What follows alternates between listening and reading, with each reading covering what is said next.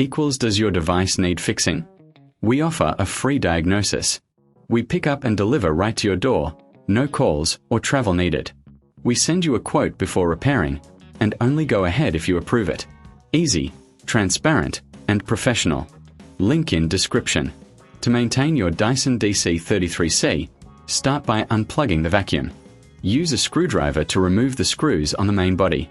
Carefully take off the cover to access the internal components. Check for any blockages in the hose and brush bar. Clear any debris you find. Next, inspect the filters. Rinse them under cold water and let them dry completely before reinserting. This ensures optimal performance. Now, let's focus on the brush bar. Remove it by unscrewing the end caps. Clean any hair or dirt that may have accumulated. Reassemble the brush bar and ensure it spins freely. For a thorough check, visually inspect the motor and wiring for any signs of wear. If you notice anything unusual, consider a professional diagnosis without obligation. Remember, you can enjoy pickup and delivery at your home, making maintenance hassle-free. With no calls and no travel, you can get a quote before repair.